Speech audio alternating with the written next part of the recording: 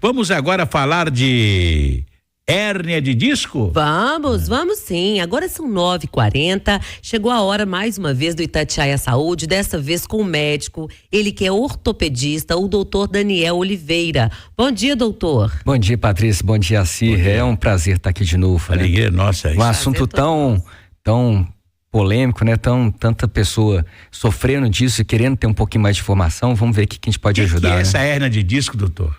Isso é uma pergunta que todo mundo tem dúvida. É vamos dizer, uma maneira bem fácil de entender. A gente tem os nossos ossinhos da coluna, né? Vários ossinhos, e entre eles a gente tem um amortecedorzinho. Então vamos pensar esse amortecedorzinho como se fosse aquele chiclete antigo, o Babalu. Vocês lembram dele? Babalu, grudento. Que ele era mais sólido por dentro, e por dentro ele tinha como se fosse um líquidozinho. Então o que é a hérnia de disco? Então é quando o conteúdo de dentro daquele amortecedorzinho, ele sai para fora. Então vamos imaginar o Babalu, quando você pega e aperta ele não muito forte, ele mantém aquele conteúdo. Mas se ele tem algum furinho, alguma coisa, você aperta, aquilo sai para fora. Isso é a hérnia de disco.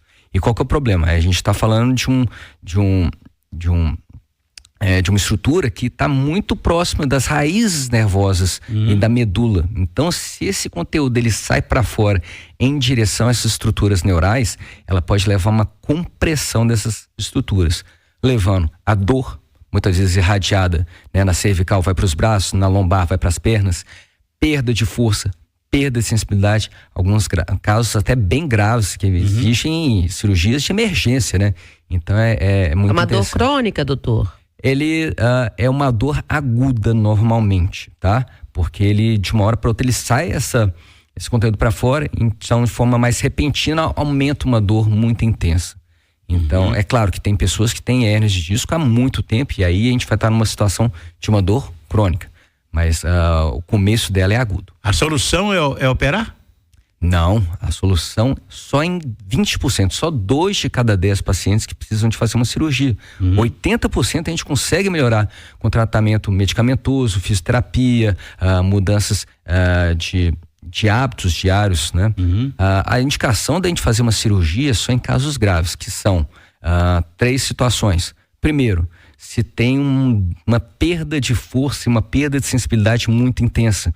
Porque se a gente deixa aquela situação, às vezes pode ficar uma sequela irreversível se a gente não tira aquela hérnia.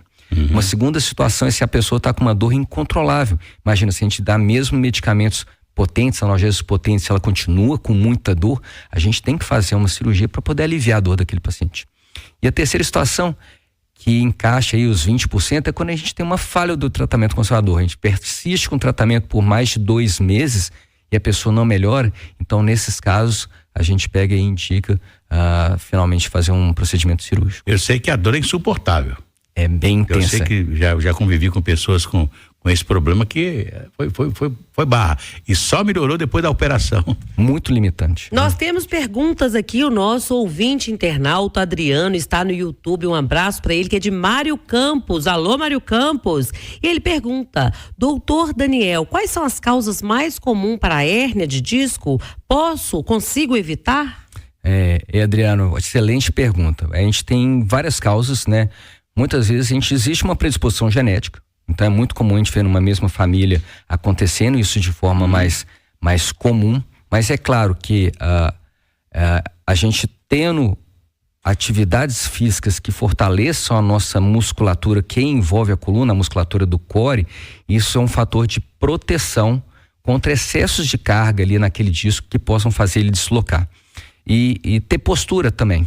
Na hora de carregar objetos, né, não carregar de forma inadequada, a nossa coluna ela não trabalha muito bem em movimentos torsionais de rotação. Então, se a gente pega um peso e gira o tronco sem girar junto à bacia, né, não girar o corpo inteiro, isso pode levar a um esforço maior naquela disco e vir a provocar uma hérnia de disco. Eu fico me lembrando aqui de oficinas, né, trabalho manuais como pedreiro, servente, etc. tal, que deveriam ter, naturalmente, antes de começar uma obra, algum médico ortopedista para dar informações, porque as pessoas agacham, se levantam, né, pegam peso e etc. tal, e às vezes sem o devido cuidado. Assim, isso faz muita diferença, tá? Já tem várias empresas que se preocupam com isso e muitas vezes convidam um profissional de saúde para dar uma orientação dessa questão de ergonomia. Muitas vezes a gente utiliza de algumas órteses, né, algumas cintas como um equipamento de proteção individual, justamente por conta do excesso de esforço que existe em certas atividades físicas que são mais braçais. Olha, a ouvinte internauta Clarissa tá ligadinha no nosso programa. Ela diz que tem muitos problemas na coluna devido também à musculação. Até que ponto, doutor, a musculação pode prejudicar a coluna?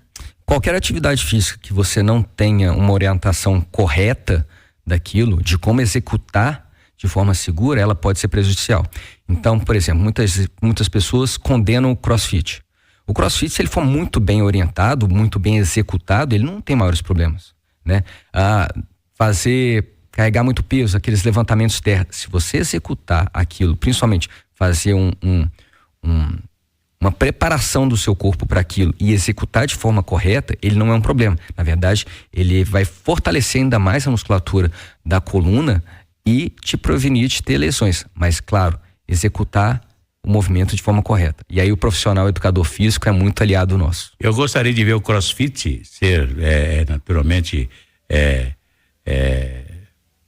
tivesse, não só os jovens, né? Tivesse, porque você só vê o CrossFit só jovem, né? Eu queria ver uma pessoa mais velha no CrossFit.